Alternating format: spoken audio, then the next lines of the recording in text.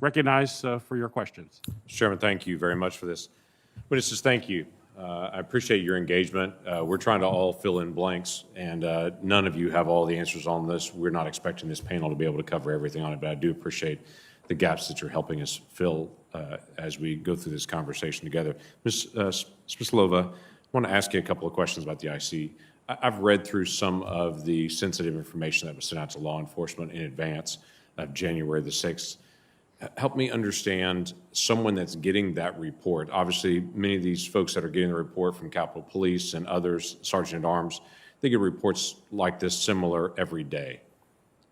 If I look at the reports prior to January the 6th that are coming out from intelligence, I have a hard time looking at it and getting the context of how is this different than normal.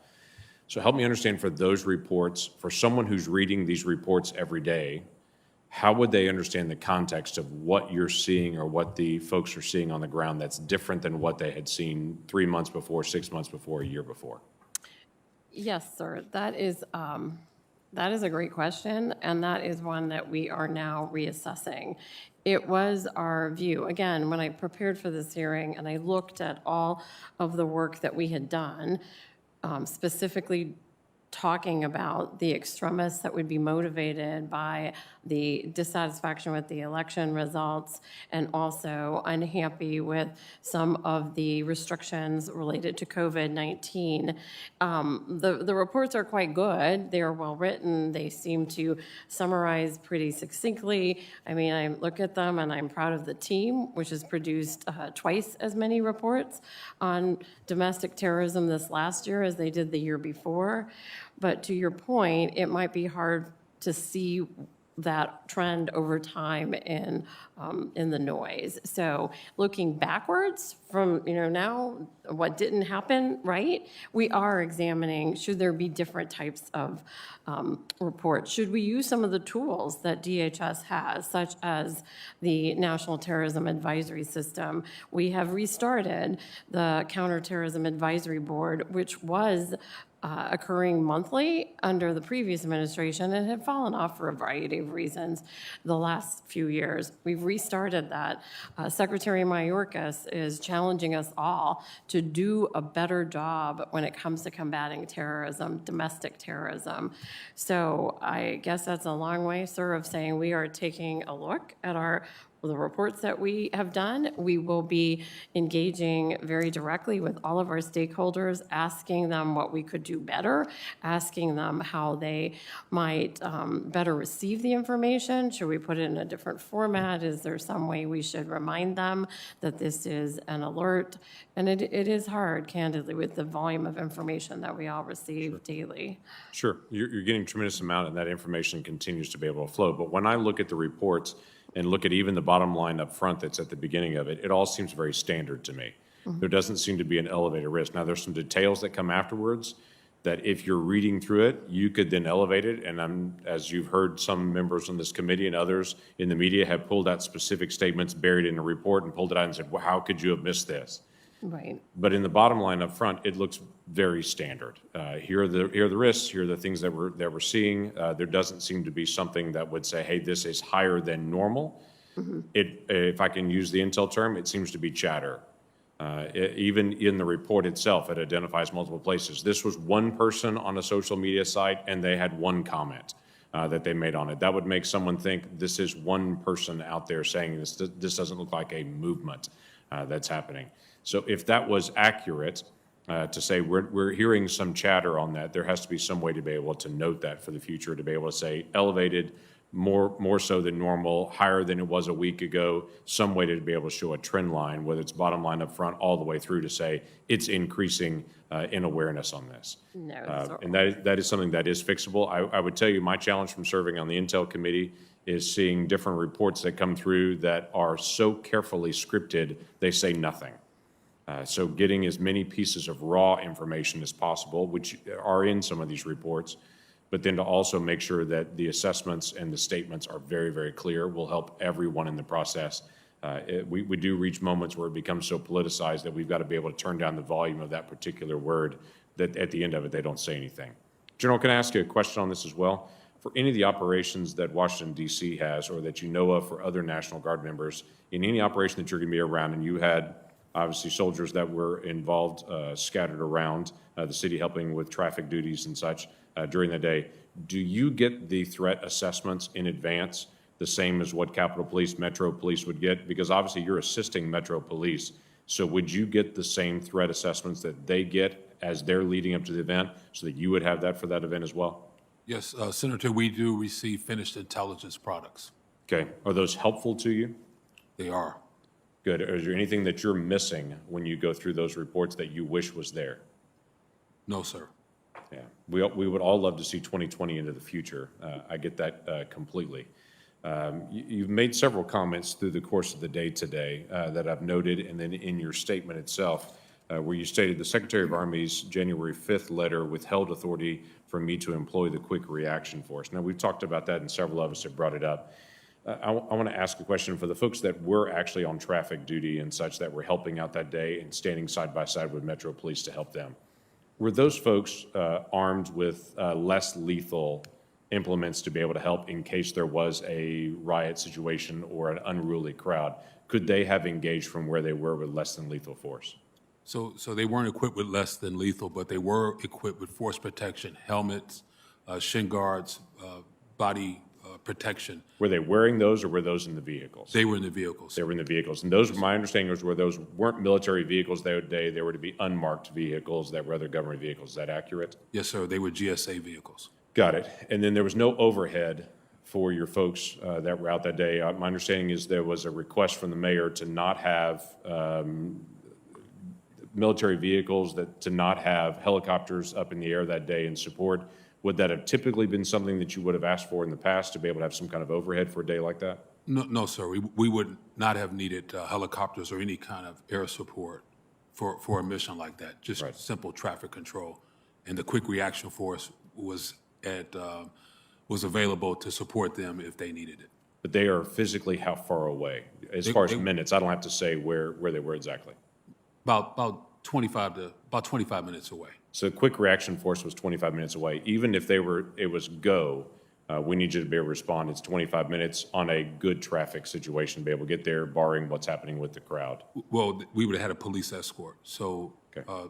the District of Columbia has military police and security forces. Both have marked police vehicles with the emergency equipment, lights, sirens. Right. And just to clarify, that's 40 individuals in that Quick Reaction Force. Is that correct? Yes, sir.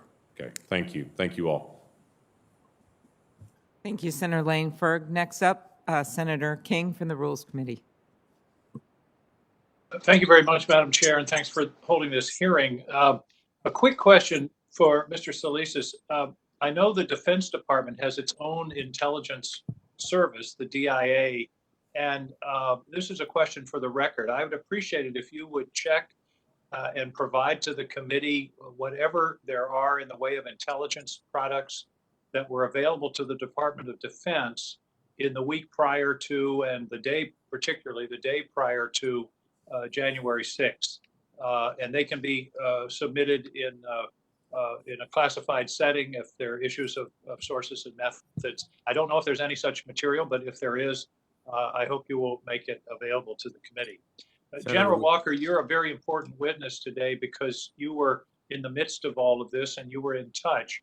And what we're really struggling with here is why that long delay. And you testified earlier that in the summer, the delay was a matter of minutes.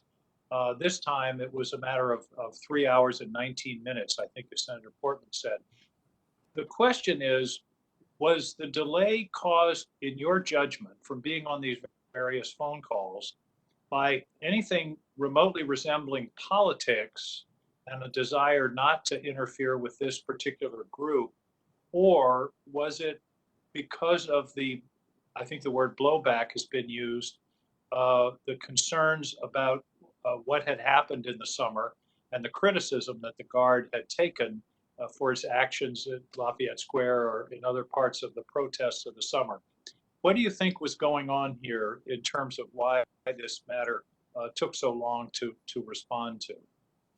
So, Senator King, I think it was a combination of both. In my judgment, it was two factors. So I had the benefit and comfort of having the Secretary of the Army co-located with me during the summer. So he was right next to me for pretty much that entire week, the first week of June. And I was in constant communication with him. I had his phone number, he had mine, and we communicated regularly. I didn't have that benefit for January 6th. So there was some concern. I don't think it was so much of what the District of Columbia National Guard and Guard Nation did for June.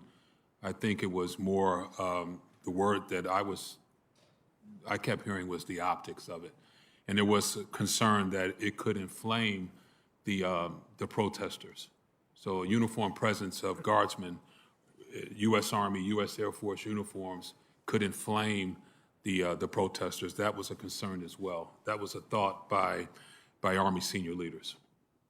And the optics that you mentioned, that's sort of, in this context, become a bit of a pejorative term. But what they were really worried about, in my understanding, is the visuals of armed troops and military vehicles and barriers surrounding the United States Capitol. Ironically, that's what we ended up with. But is that the concern that you discerned in those conversations?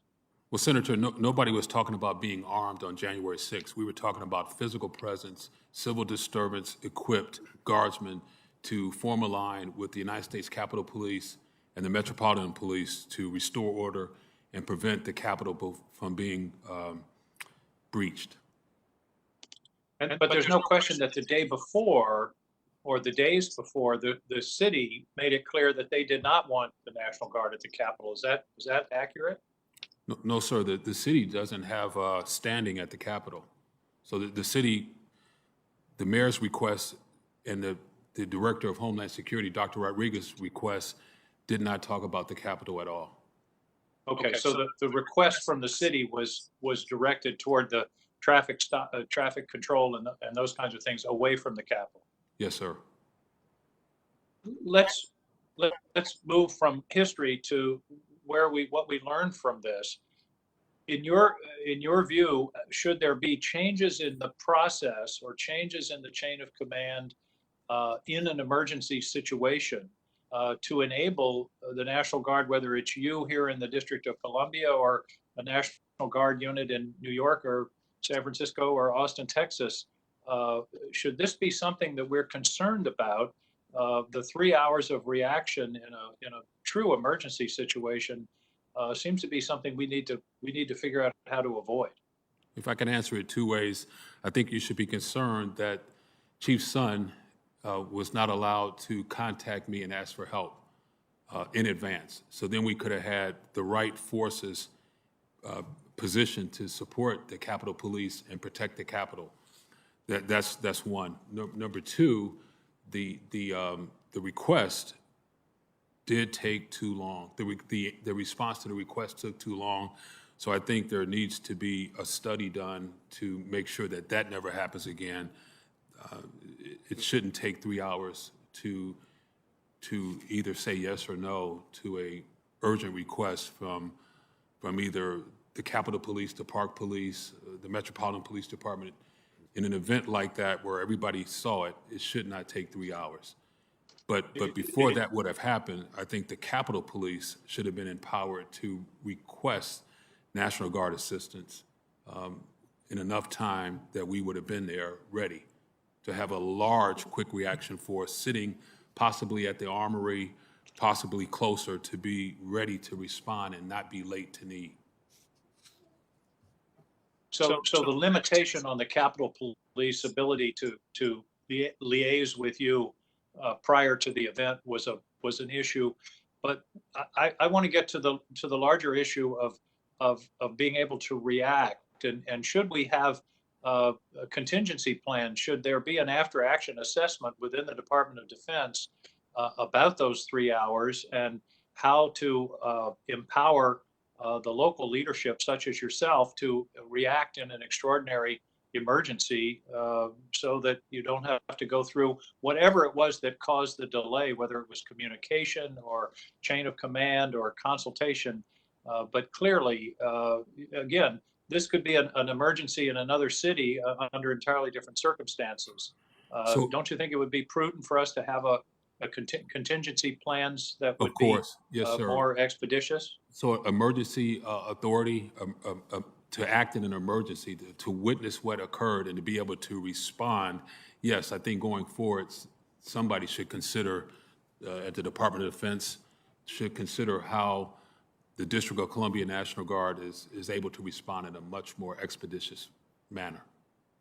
Or the National Guard in other parts of the country. Thank you very much, General, for your Yes, sir. testimony. Thanks to all of you, and thank you, Madam Chair, for again for this important hearing.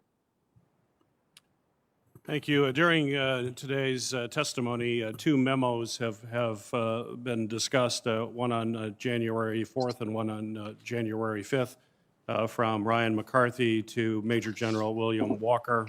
One of those documents have already been entered into the record. Without objection, I'd like to enter the memo dated the 5th of January, 2021, from Ryan McCarthy to General Walker. Without objection, be entered. With that, Senator Carper, you are recognized for your questions. Thanks. Can you hear me, Mr. Chairman? I can, loud and clear. Good. Thanks so much. Our thanks to our witnesses for joining us today for your input. I've been a member of this committee for Homeland Security Committee, Government Affairs, for 20 years.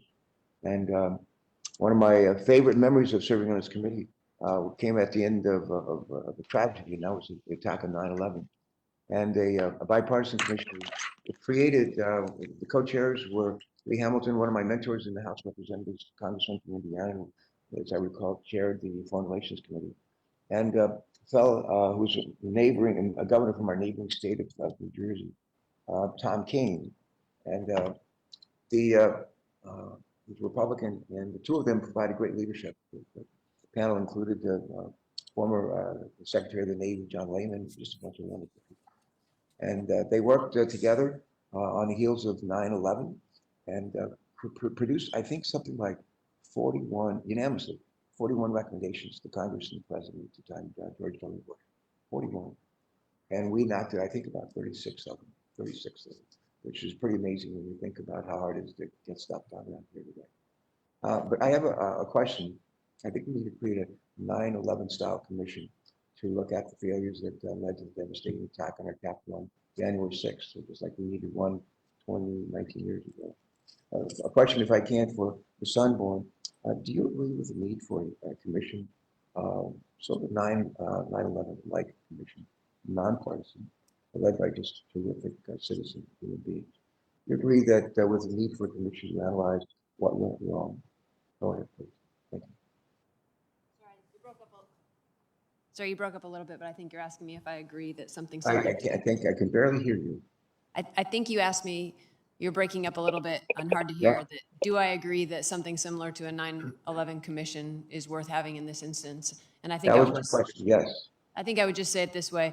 I've been involved in numerous after actions, lessons learned, and I can't think of a time where we haven't learned and improved. So I think anytime we can reflect back and learn, it's value added. Yeah, a follow-up question to that, if I could. How can we ensure that a new 9/11 style commission examines the root causes, not just the symptoms of problems? What big root cause now? And but how can we make sure that if we're to establish a 9/11 style commission, would examine the root causes? And that includes the threats posed by domestic terror.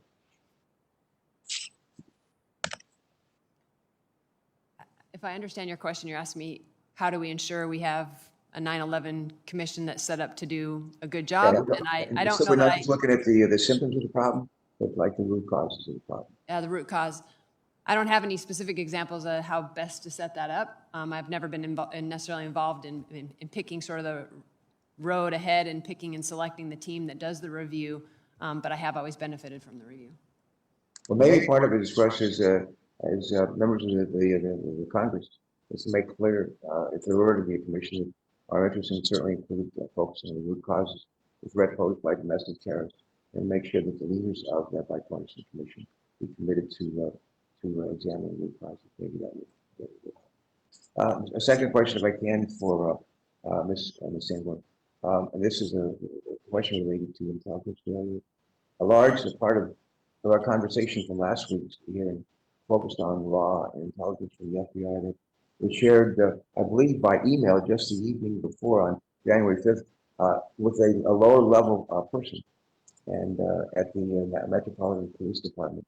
And it was not shared with any senior official, even though we'd seen that actual intelligence that something awful was going to happen the next day that could lead to murder and mayhem. But Senator Carper, it's a little hard to hear you. I know our witnesses are, you might want to just speak a little louder and slower or something. Yeah, it's your, right. it's not you, it's your, yes, go ahead.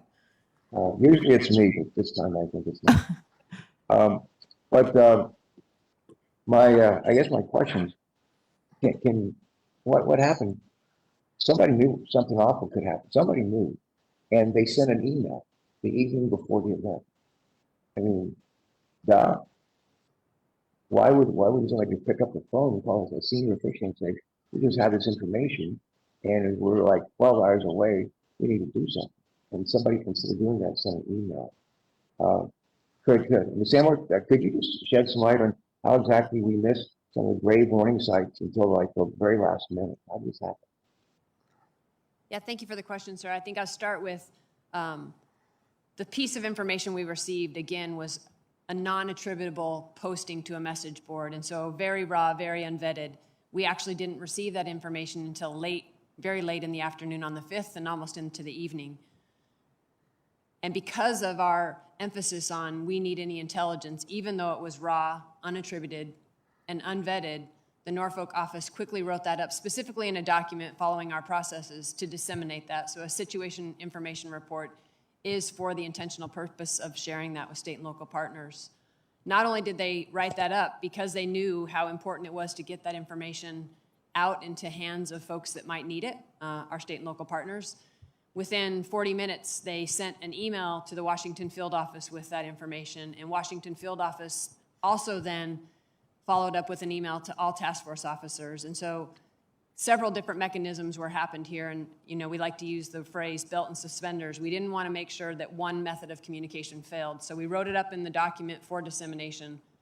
We sent it in an email to all task force officers in the National Capital Region, and that does include Washington Metro as well as Capitol. But again, not wanting to rely on those two mechanisms only, it was then briefed verbally in a command post, an interagency command post, that we were doing briefings every couple of hours so that every agency in that command post had what we call a common operating picture, knowing what all of us knew at any given time. It was briefed at 8 p.m. on the evening of the 5th.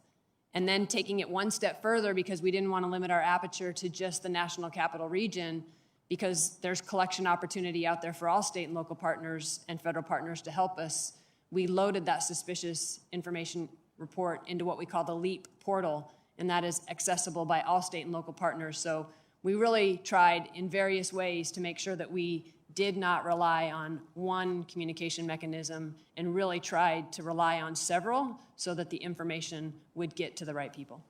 Yeah, I'll close with this. I don't know if anybody picked up the phone and called somebody in charge and said, we've got a problem here. And we're 12 hours away from seeing that problem up front and in person. We need to do something. And all well and good about sending out emails and copying people and that sort of thing. But somebody should just pick up the phone and say, we need to do something. This is urgent. I'm not sure to get it. Thank you very much. Thank you very much, Senator Carper. Next, Senator Ossoff. Thank you, Madam Chair. Thank you to the panel. General, thank you for your service. In response to Senator King a moment ago, he noted your testimony from earlier today that you had seen the requisite authorities granted for the DC Guard in a matter of minutes in the past. In this case, it took over 3 hours. And you stated you believed it was a combination of political concerns and optical concerns that led to that delay. Can you please break down which concerns you believe were political, which you believe were optical, and what's the basis for your assessment that the 3-hour delay was a function of political and optical concerns? Well, I don't think it was so much political. It was, let me focus on the optics, because that's what I heard. The word optics and the word that having uniform presence at the Capitol could inflame the protesters. That's what I contend. And who made that statement? So that was senior leaders in the United States Army General Pyatt, General Flynn, and others. They got back to me saying, and that was on the phone call with District of Columbia senior leaders, that it wouldn't be their best military advice to send uniformed guardsmen to the Capitol because they didn't like the optics. And they had also said that they thought it could inflame. What they wanted to do was send guardsmen to relieve police officers in the city so more policemen could get to the Capitol. That was the call at 2:30 p.m. following the chief's call to you. Is that correct, General? Yes, sir. And you conveyed to those on that call, who included the mayor of a District of Columbia, the Secretary of the Army, the acting Secretary of Defense, and the chairman of a Joint Chiefs, the fact that the U.S. Capitol Police Chief's tone had been, as you describe in your testimony, frantic, that he had informed you at 1:49 p.m. that the security perimeter at the Capitol had been breached by hostile rioters, that the joint session of Congress had been interrupted, that the vice president was still on the premises? No, I never said all that. What I relayed, and it wasn't to the chairman, what I relayed to the Army leadership was the call that Chief Son had with me at 13:49, at 1:49. And it was an urgent plea, and his voice was cracking, and he was serious. He needed help right then and there, every available guardsman. At the 2:32 call, that's when the deputy mayor was on the call, the director of Homeland Security, acting Chief Conte, Chief Son, and others, to include the chief of the United States Secret Service Uniform Division, was on that call as well. So we dialed in, trying to get the Secretary of the Army on the call, but he wasn't available. So Army, the G3 for the Army, General Flynn, joined the call, and the director of the Army staff, General Pyatt, joined the call, and there were others on the call as well. And during that call, Chief Son pleaded to have National Guard support at the Capitol immediately. That was reinforced by Chief Conte. We need them there right now. The Capitol will be breached. Thank you for the clarification, General. Appreciate that. Mr. Salasis, between 2:30 p.m. and 4:32 p.m., what were the internal deliberations of the Department of Defense to determine whether or not to grant the request? Senator, there was discussion. Secretary McCarthy, who was the Secretary of the Army at the time, asked, and what was the National Guard going to do on the Capitol? Specifically, he wanted Could you get a little closer to the microphone, please? Sure. Thank you. Secretary McCarthy wanted to understand exactly how the National Guard was going to be employed coming to the Capitol. Obviously, the environment, because they had heard that gunshots had been fired, there was explosives, obviously pretty dynamic environment. So what he was trying to understand was, what was the National Guard going to do when they came up here? Were they going to be asked to go into the building and clear the building? Were they going to be part of the outside perimeter? He was trying to understand that. He went as far as going to the Metro Police Department at 4:10 to sit down with them and make a clear understanding of how they were going to be employed. After that meeting at 4:10, he went back to the acting Secretary of Defense, and at 4:32, he approved the deployment of the National Guard. Thank you. And he was aware, was he not, while he was conducting this analysis, that the nature of the chief's request as relayed through the general had been frantic, that the perimeter of the Capitol had already been breached, that members of Congress' lives were at risk, that the vice president's life was at risk? I would assume he knew that, Senator. He was aware of that during that time. Thank you so much. I do have to reflect for a moment that ultimately responsibility for securing this complex falls to the United States Congress, which is responsible for these premises. I was dispirited speaking with the former chief in our last hearing when he described that there was no individual responsible for the security of the United States Capitol, that an urgent request for support from the Guard required concurrence with the two sergeants at arms, an unwieldy command structure, and then there was an unwieldy command structure imposed within the executive branch as well. General, based upon your military experience, is there any reason why the United States Capitol Police could not generate the capabilities to independently provide the kind of quick reaction force that the troops under your command would have, so that this institution, the United States Congress, is not dependent upon swift decision-making by the Secretary of the Army or concurrence between civilian and military leadership when the lives of members of Congress and the Vice President are at risk? Well, yes, sir, Senator. The United States Capitol Police could develop that capability. I mean, they certainly could. Thank you, General. And a final question for you. Had you conducted any exercises that included simulations of civilian-military joint decision-making, simulations of command decisions involving contingencies that threatened the functioning of the U.S. Congress, the lives of members of Congress, joint sessions of Congress, outside of the context of specific preparations for specific national special security events? No, sir. Might exercises such as those have improved the capacity of the overall command to respond to an event like this? Well, we were prepared to come to the Capitol and help the United States Capitol Police secure the Capitol. Here's what we do. We practice and rehearse civil disturbance. And I think we're well exercised in that capability. It is a mandate that all National Guard practices civil disturbance. We're equipped for it, we train for it, and we're prepared to do it when called upon. So if we'd have been approved to do it, we would have got there and helped the United States Capitol Police. Understood, General, and I have no doubt that the forces under your command were appropriately trained and qualified. My question is whether equipped. My question is whether any exercises that have been undertaken that simulated the command decisions that would need to be made, the requests that you would need to make, for example, at the secretary level, in order to allow your troops, which were properly trained and equipped and had those capabilities. Senator, they're already there. That's a process that's well rehearsed, well practiced. We do it most of all with the Metropolitan Police Department. They're our primary customer.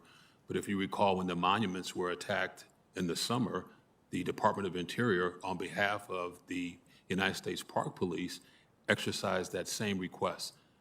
The Secretary of Defense authorized the District of Columbia National Guard to respond to monuments in the city and help the Park Police protect those monuments. Thank So you, it's General. the same process. Thank you for your testimony. Thank you. Thank you, Madam Chair. Thank you, Senator. Senator Paul, you're recognized for your questions. I think there's a danger in analyzing this of spending too much time on January 6th and not enough time on the days and weeks and months leading up to this. I think on that day, it would probably be superhuman to have gotten the National Guard there in 20 minutes or 30 minutes. You might have, but I think the Capitol would have been breached and we would have been coming in after the fact, no matter how good you were. I think really there's a judgment question about whether or not we should have had more people there. In retrospect, we all agree there should have been more people there. But really, this is the judgment that should call into question predating that. Should we have had more Capitol Hill police there? My understanding is over 1,000 Capitol Hill police that were either off duty or not here, that could have, and probably in retrospect, better judgment would have had them in there, and we would have had riot lines, and we might have prevented this from happening. So I think we can talk all we want about January 6th, but really it's the decision-making leading up to that. Someone made a bad judgment call, and we need to be better prepared. If we want to fix this in the future, it isn't about calling the National Guard out quicker. It's about having 1,000 people standing there before the riot happens so the riot doesn't happen. So that's where the real mistake is, and I think we can get too bogged down on the details of January 6th and forget about what could have actually fixed this. Ms. Sanborn, in the investigation afterwards, did the FBI or any intelligence gathering entity of government subpoena, request, or issue a warrant for non-individualized phone and credit card records for anyone on Capitol Hill on January 6th? I don't have the specific answer to a specific subpoena, but I do know that we've issued lots of subpoenas and lots of search warrants as a result of each of those individuals. Yeah, my question's not towards individuals. Like if you see John Smith on a video, I'm fine with looking at his records. My question is, did you have a generalized collection of data about people who were on the Hill on January 6th? Not that I'm aware of. I do know that we have used data, and this is reflected in some of the charging documents that had geolocation data. I don't know the background for what the underlying predicate was for that search warrant, but I do know that we obtained geolocation data. I just don't have the predication. Do you understand the potential problem here if you gather everybody's data and then start searching through it and looking for people who might have done something wrong, as opposed to the traditional law enforcement where we think John Smith is on a video breaking into the Capitol. Now we want to look at his records and see if he was there to help prove he was there. I think that's a reasonable request. But we have had articles written about the Bank of America sharing all of people's credit card information.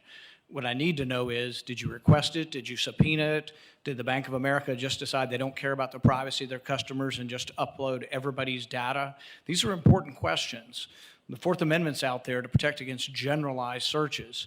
And I think you know the importance. Most people in law enforcement know the importance of you individualize. We're all fine with that. But there are even reports that elected members of Congress's phone calls, records, as well as credit card records are in some of this data. Have you heard of that or seen any of that? I don't have any specifics on that, sir. I'd happy to follow up. All right. So if we want to get the answer, we just need to direct it to the director of the FBI. I mean, you can direct it. I'm happy to follow up and answer the question for you. Right, but you have not personally seen any of that or seen any cross-referencing of records between a general category to try to find individuals as opposed to have an individual and then looking at data? No, again, sir, I don't know what went into the background for the application for the search warrant, so I would like to follow up and get you that detail. And I do know that we did receive information from private partners. I'd also like to follow up on that specific detail about Bank of America for you as well. But you don't know the answer? I do not. Okay.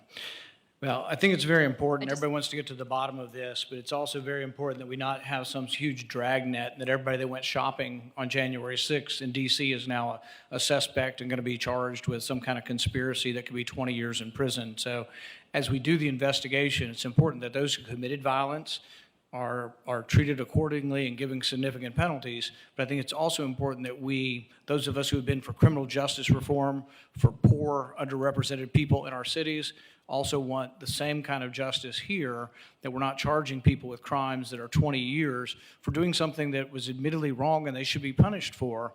But there's a difference between assaulting a policeman and causing bodily harm, which I think requires jail time, and being present at the Capitol. And I worry that if we're going to look at everybody's phone shopping records and 20,000 people were here, I hope that's not what's going on, is that we're looking for anybody in D.C. and we're going to just develop a case out of nothing without having seen them actually commit some sort of crime.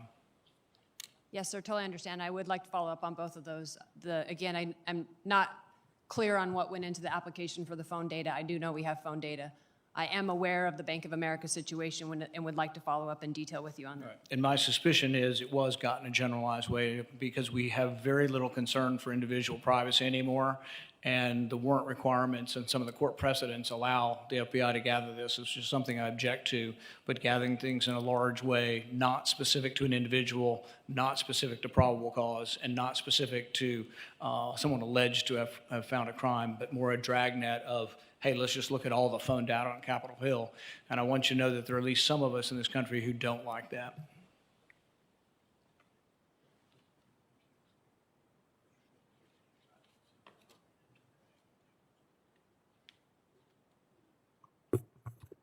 Senator Hawley, you are recognized for your questions.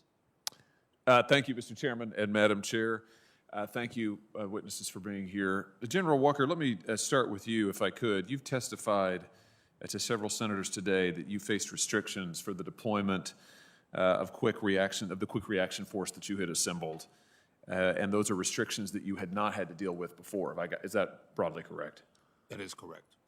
What is your understanding for why those restrictions were put in place? Well, Senator, it was never really explained to me. So I'm a major general. I don't question the people above me. The Secretary of the Army is the Secretary of the Army. Secretary of Defense is the Secretary of Defense. So all I know is that it was, I had restrictions that they were unusual to me. I hadn't had them in the past.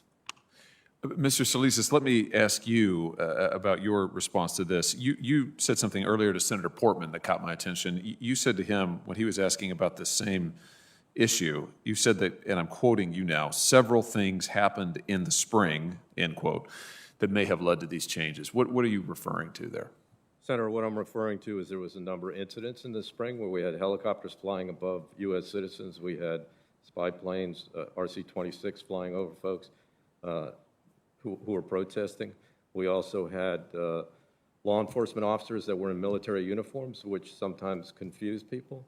So when the new secretary came in, he wanted to make sure that he had guidance on making decisions. Now, I will point out, Senator, that the Secretary of Defense is the only authority to order military personnel into civil disturbance operations.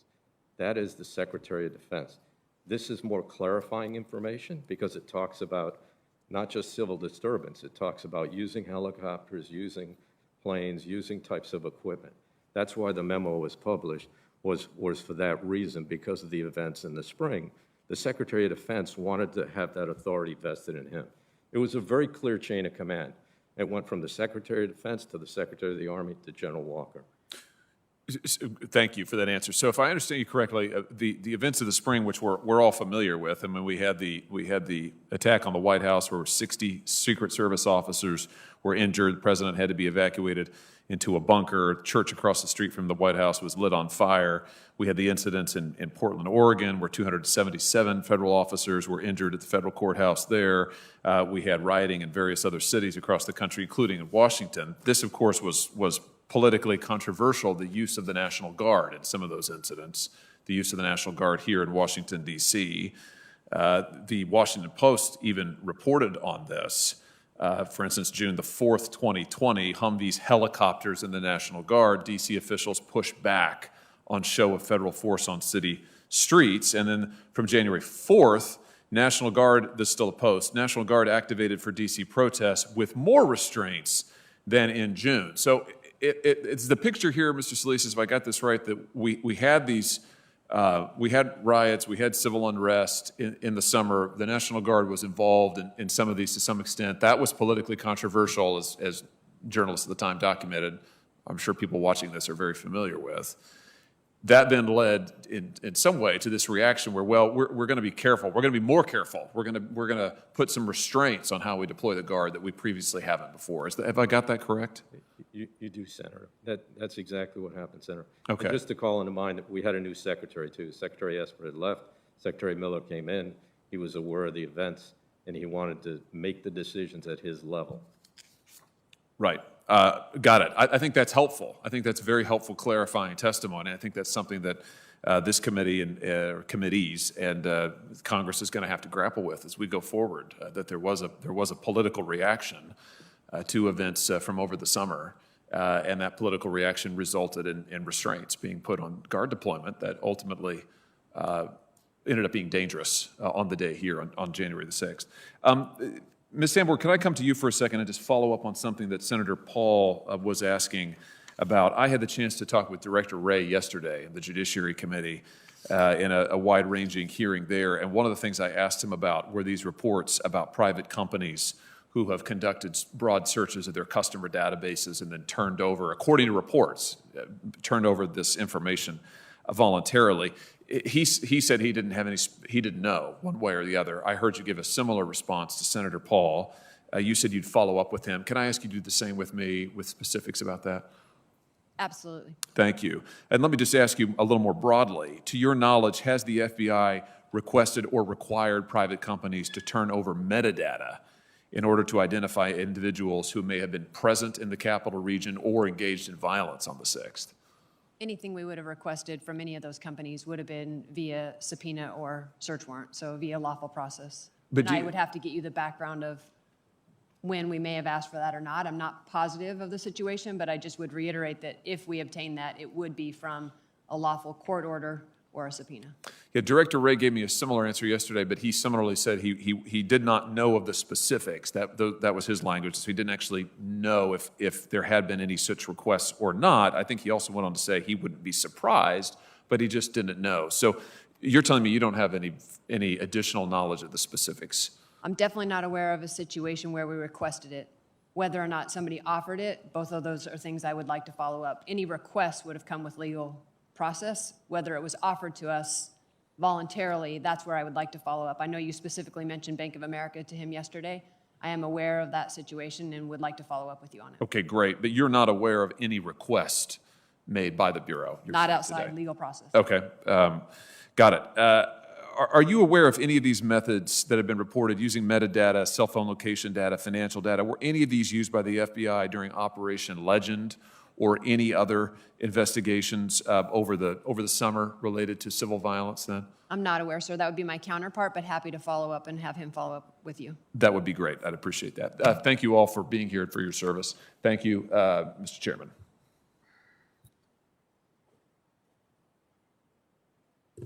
Senator Cruz from the Rules Committee. Thank you, Madam Chair. Thank you to each of the witnesses for being here. Thank you for your service helping keep this country safe.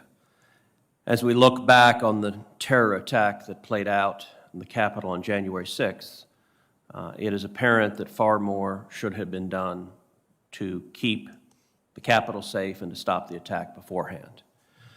There were multiple factors that led to that not being done and to there not being a sufficient law enforcement presence to prevent violent criminals from carrying out that terror attack.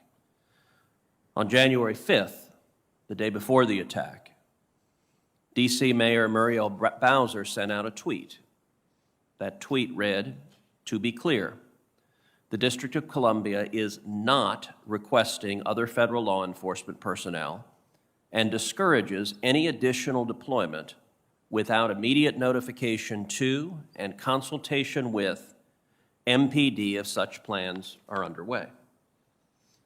And the tweet that she sent attached a letter that she sent to the Department of Justice and the Department of Defense. That letter, in turn, read as follows.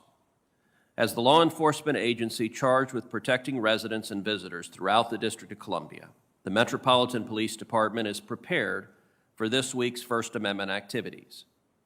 MPD has coordinated with its federal partners, namely the U.S. Park Police, U.S. Capitol Police, and U.S. Secret Service, all of whom regularly have uniformed personnel protecting federal assets in the District of Columbia. This week, MPD has additional logistical support of unarmed members of the D.C. National Guard who will work at the direction of and in coordination with MPD. The District of Columbia government has not requested personnel from any other federal law enforcement agencies. To avoid confusion, we ask that any request for additional assistance be coordinated using the same process and procedures. We are mindful that in 2020, MPD was expected to perform the demanding tasks of policing large crowds while working around unidentifiable personnel deployed in the District of Columbia without proper coordination. Unidentifiable personnel, in many cases armed, cause confusion among residents and visitors and could become a national security threat, in no way for MPD and federal law enforcement to decipher armed groups. To be clear, the District of Columbia is not requesting other federal law enforcement personnel and discourages any additional deployment without immediate notification to and consultation with MPD if such plans are underway.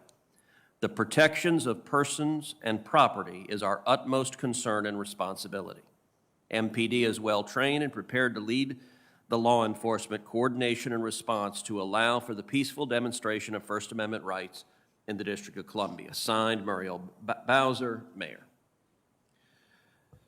So in hindsight, that letter seems incredibly ill-advised. Now, hindsight is always 20/20.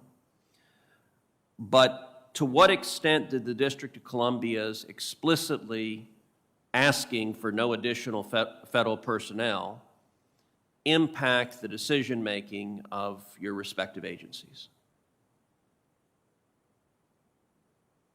Senator, I'll go first. In my oral statement this morning, I mentioned that letter because It did. It was the communications that they were looking for no more support.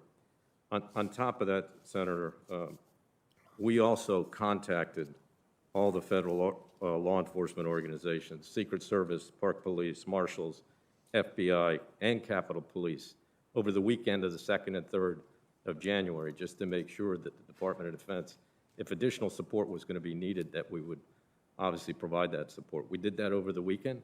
Then we received that letter on the 5th, and based on that, it was clear that there was no additional support needed for our law enforcement partners or the city, the district, rather. Well, let me follow up on that, Mr. Salasas. Mr. Sund, who testified before the Senate last week, said that he had requested the support of the D.C. National Guard on January 6th, but that the Army Secretary denied his request, saying, quote, "I don't like the visual of the National Guard standing a line with the Capitol in the background." Is that accurate? Senator, I'm not aware of the Secretary of the Army talking to Chief Sund about the D.C. National Guard in the Capitol. It's been reported by others that there were other folks that made that contention to the D.C., the Capitol Police, but I'm not aware of the Secretary of Army doing that. In fact, nobody in the chain of command disapproved the request on the 6th of January from the Capitol Police. Nobody disapproved that. So the various authorizing memoranda from January 4th and January 5th suggest that the National Guard was significantly restricted on the 6th.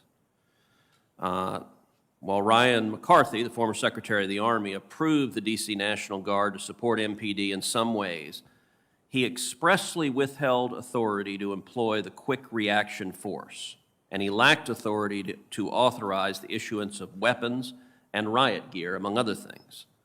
Could you please explain what you understand to be the restrictions placed on the Guard?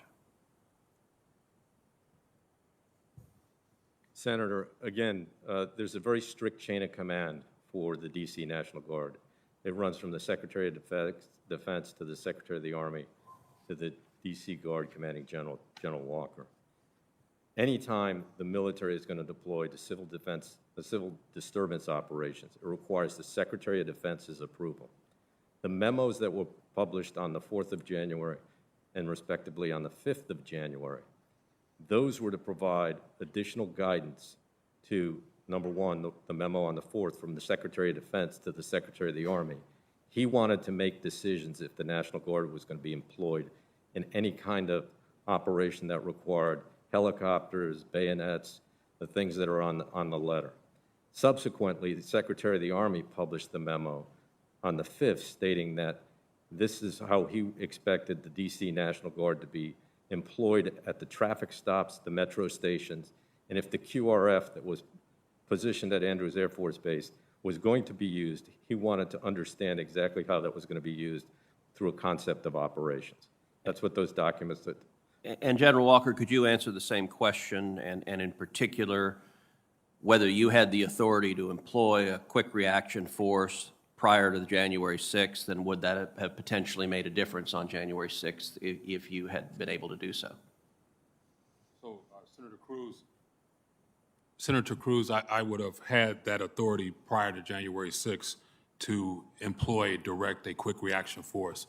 So the Secretary of Defense, his letter authorizes me to use the quick reaction force, and it says only as a last resort, where the Secretary of the Army, his direction to me withholds the authority to use the quick reaction force, and he will only authorize that and only after he has a concept of operations sent to him, a CONOP sent to him. So that was restriction that was unusual to me. I had never seen that before. And Madam Chair, I would ask unanimous consent that both the tweet and the letter from D.C. Mayor Muriel Bowser be entered into the record. Without objection, it will be entered in the record.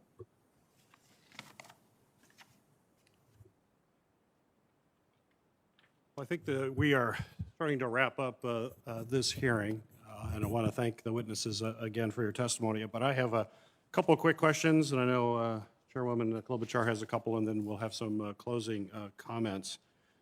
I guess I'll start with these two questions in the preface. I'm going to start these questions where I started my questions initially, with the events that happened in the summer of 2020, where authorization happened very quickly for the National Guard. There was no delay. You were immediately deployed, General Walker, and yet it happened differently prior to or on January 6th.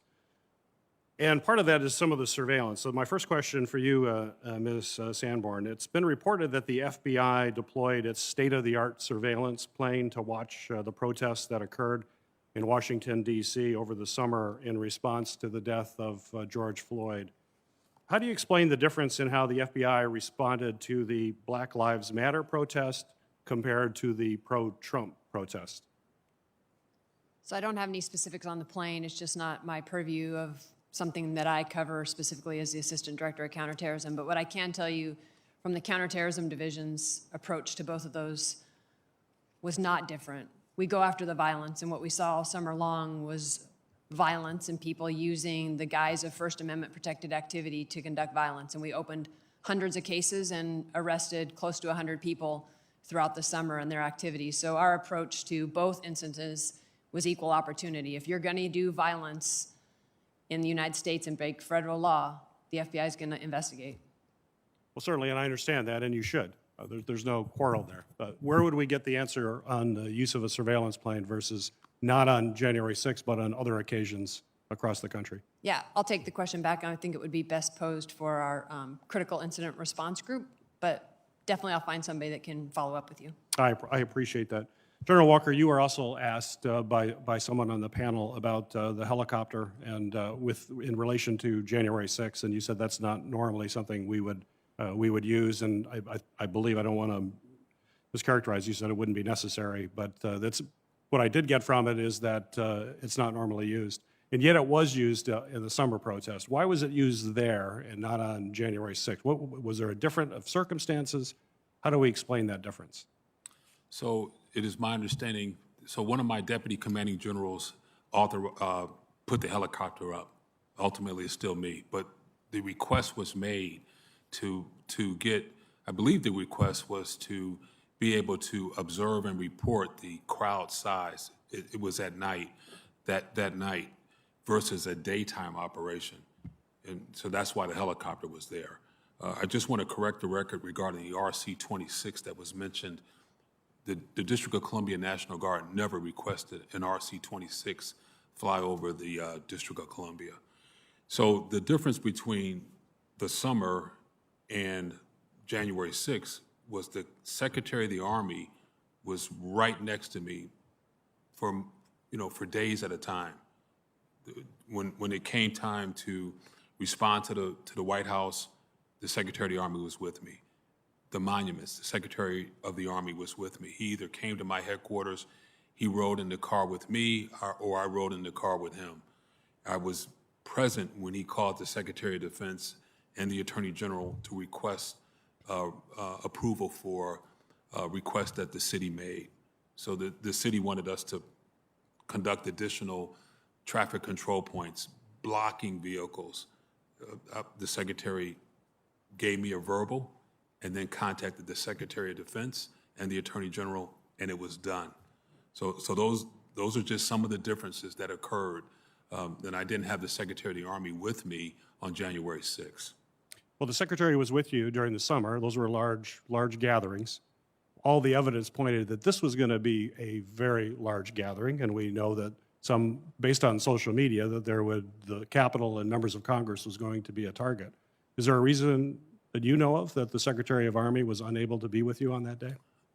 I don't, but the Secretary of the Army is the Secretary of the entire Army, so I don't know what else was going on throughout the Army. We're globally deployed. I do not know why he was not with me on January 6th as he was during the summer. Very good. Ms. Sanborn, finally, and I'll wrap up here. Ms. Sanborn, could you please commit that in the future, the FBI will provide any threat reporting, even if it's not yet corroborated or fully analyzed, relating to the security of the Capitol to the U.S. Capitol Police, both Sergeant of Arms and congressional and committee leadership. I believe I can do that, sir. Yes. Great. Thank you. Very good. Thank you all. And I know it's been a long day and you probably want some lunch. I really appreciate your patience today. I wanted to end with some ideas and constructive ideas, which is why we're doing this hearing, and how we can best do that. And any of you can take this, but this is just based on all of the experience you've had. We have a unique situation here at the Capitol where the chief is reporting to this police review board.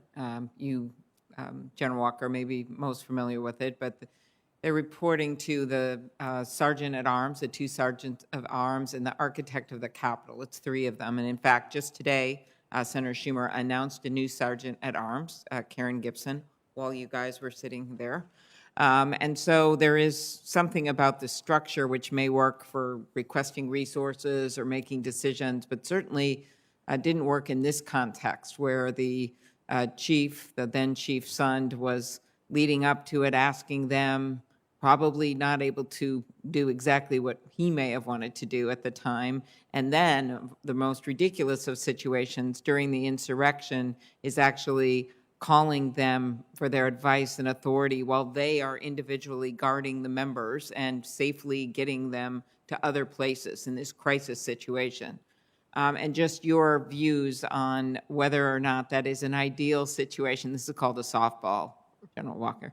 That is whether or not this is a ideal situation, and maybe Ms. Sanborn for trying to make decisions in a crisis as we look at changes that we can suggest and make here at the Capitol.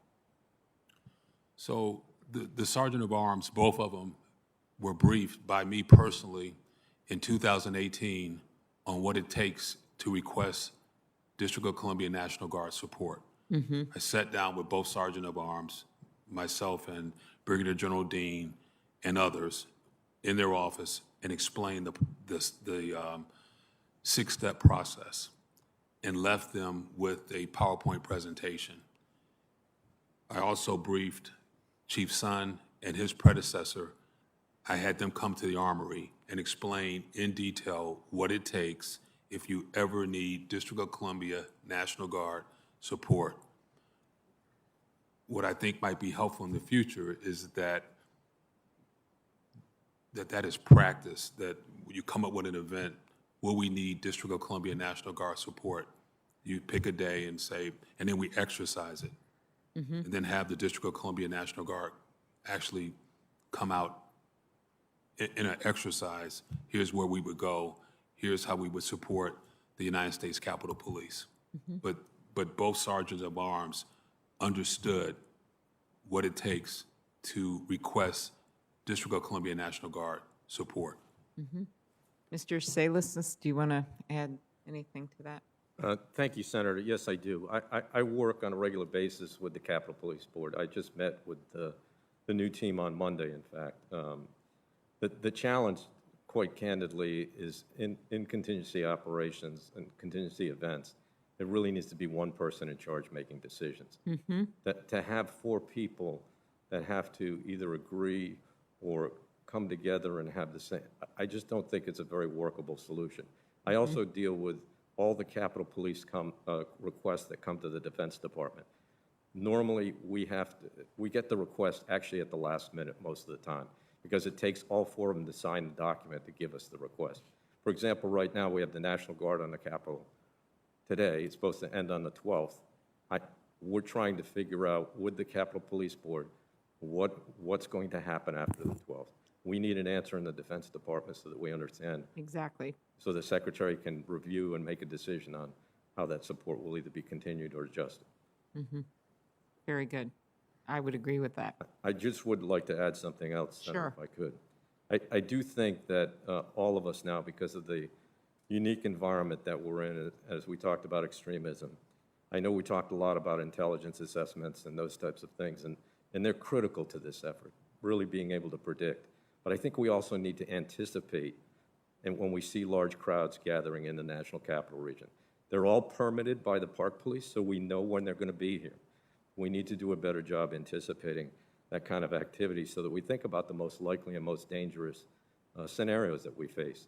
With that, we need to plan together, we need to train together, we need to exercise together, and we need to have an integrated security plan here for the NCR.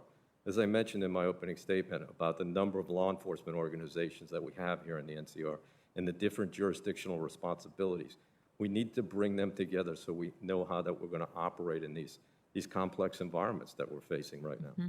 And then we need to understand the critical capabilities that each of us can bring to that. And we need to make sure that we have prearranged agreements to provide those capabilities in a timely fashion. The challenge is when you start from zero and you're faced with the challenges that we were faced on the 6th collectively, that's a very difficult position to start from. So I think if we work at some of those things, I think we can be much more effective. And the Department of Defense really looks forward to working with people on that. Yes, and I had a very good meeting with the head of the Joint Chiefs. He actually gave one of the highest civilian honors to one of our heroes here, and I was able to talk with him about this. And I think that this is a moment. I thought that that Ms. Sandberg said it best when she said she's always learned and improved, and it's hard to do that in an environment like this, and I know it's not easy. We ask these questions, especially when people think, well, yeah, okay, maybe we messed up this part of it, but how about those guys? But we know there's things that can be done better, and so I really appreciate that. I don't know if the two of you want to add anything to my question, and that'll be it for me. Nothing to add, ma'am. Okay. No, Ms. nothing. Moza? Okay, very good. Well, once again, I'd like to thank our witnesses for joining us here today. This was a very long hearing. I appreciate your perseverance and dealing with certainly a number of very tough questions, and we all appreciate your answers. There's no question from what I've been hearing over these last two hearings is that there was serious breakdowns in our intelligence gathering and security planning that resulted in significant violence right here on the Capitol grounds. The 3-hour and 19-minute delay in authorizing the deployment of the National Guard to respond to the Capitol to quell the violence was one that left police, members of Congress, staff, and the public in danger and is, without question, completely unacceptable. The breakdown in communication and the chain of command within the Department of Defense that contributed to this delay, a stark difference from the Department of Defense's response during the summer protests, is concerning and should never, ever happen again. I remain concerned that our national security agencies are simply not adequately focused on domestic terrorism, which we all agree is the #1 terrorist threat to our homeland. The potential for violence was well known and widely disseminated all across social media platforms in the days leading up to January 6th. Yet the very agencies responsible for monitoring and evaluating those threats failed to utilize every investigative tool to gather the readily available intelligence warnings of violence and have failed to assess this intelligence.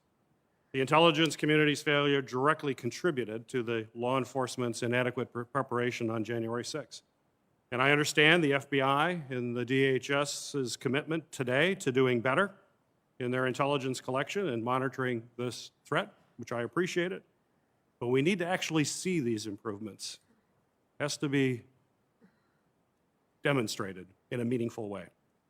It's not enough for agencies to simply promise to do better. Congress must make reforming our counterterrorism efforts a top priority. We need to take a hard look at reforming the DHS Office of Intelligence and Analysis and requiring both DHS and FBI to provide more concrete information to law enforcement so that they can take actions to protect our communities from this violent and deadly threat. Following today's hearing, I'll continue my investigation and will continue to interview other officials and experts as we work towards additional problems and potential solutions. And I'm committed to working with my colleagues on both sides of the aisle, across multiple committees, to ensure that we're setting policy that will provide the foundation for our national security agencies and treat domestic violence threat with the that it certainly warrants and help protect Americans all across our country. So that, I close, and thank you again, Chairwoman Klobuchar, for working with me on this hearing today. Well, thank you very much, Chairman Peters, and I also thank our ranking members Blunt and Portman. We have done every part of this hearing together and agreed on witnesses and agreed on how we were going to proceed. We felt that was very, very important. This is a political environment enough without politicizing this, and we have tried our best to be constructive.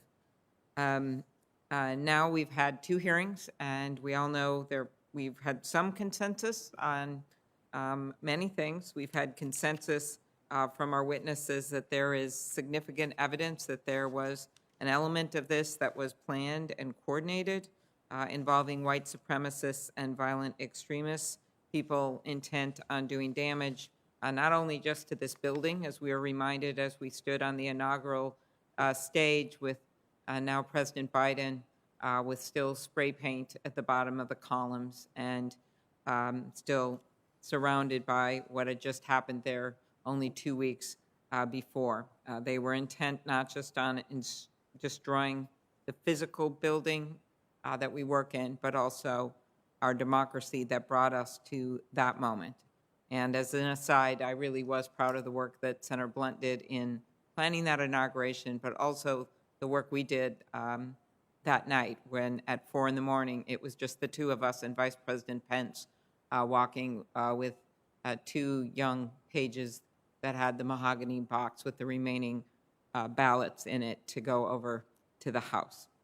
People were doing their jobs, just as you do your jobs. And so, as I said earlier, I thought this was best summed up by Ms. Sandberg when she talked about their after actions. When they look at, as I know I did when I was a prosecutor, sometimes with law enforcement, sometimes about cases, sometimes about why a domestic violence case, I mean domestic violence as in the home, got to the point that it did, and we would look back at decisions that had been made. Now, back then, we could do it in rooms just with ourselves, and that's a lot easier than this, and I'm sure you're doing that in your own agencies. But we have a public duty of oversight and a public duty to get this information out, and sometimes around this place, the only way we can get the change and maybe the resources that you need, Ms. Sandberg, that Director Ray was talking about, or the work that you were talking about, the man with the hardest name at this hearing, Salesis, that you were talking about to be able to bring people together that we need to for the planning ahead of time so we don't get to that moment of chaos, not only chaos at the Capitol, but chaos that, of course, General Walker encountered when he was trying to get a decision that day. And so a lot of this is stepping back, planning ahead. I personally think that it's been very difficult during the pandemic for people to meet like they used to meet when they were planning ahead. And thankfully, with the recent announcements we've had, we hope to be through that so people can once again be meeting face-to-face and across jurisdictions. I think that would make a difference. As we look at the changes, which Chairman Peter so well laid out, I think additional ones, again, which I keep harping on, is that the Capitol, the police board, I just think, having been in law enforcement myself, this is just a recipe for disaster to have crisis decisions made by a group of people on the scene or even leading up to it. I also think we know that as we learned after 9/11, as was pointed out by some of our senators, that you can learn from horrible, horrific events and then do better with sharing intelligence, that maybe old ways that people were getting used to with sending emails or maybe speaking up at a meeting, maybe the right people weren't in that room, or perhaps they're not looking at all the information because they're overloaded, and you have to find a way to triage it so they actually realize something's important. I personally think with everything that went on in the last year, there was some underestimation of the potential violence of these particular groups, which we now know all too well. And I also want to thank everyone involved in law enforcement, not just for keeping us safe that day, but for the work that they are doing all across the country to bring justice to those like Officer Sicknick, who lost his life, and those who were injured in terms of pursuing these cases, some of which are very straightforward because they put it on their own Facebook page, but some of which are a lot harder to figure out what the coordination is and what happened. So we all know there are still questions coming out of all of this. Again, some of them, I'm sure, very difficult because a lot of people were trying to do their jobs that day and mistakes were made. But we do have to get to the bottom of some of this, at the same time not losing track of our intent. There may be longer investigations that go on all of this, but our intent right now is to make sure that we make smart changes, getting the people in place at the Capitol.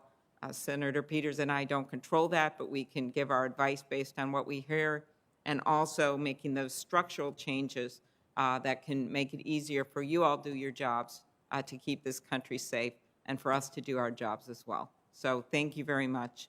And we will keep the record of this hearing open for 2 weeks, and the hearing is adjourned. Thank you.